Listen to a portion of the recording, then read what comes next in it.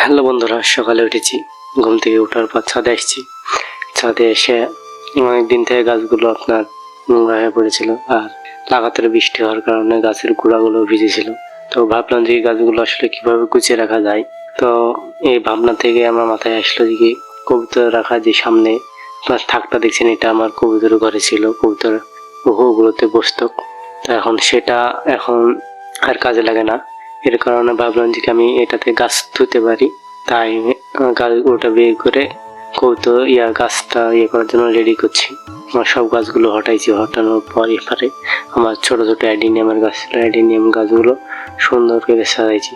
আর কিছু আমার বাগান বিলাসের গাছ ছিল, ওগুলো সুন্দর করে সাজাইছি।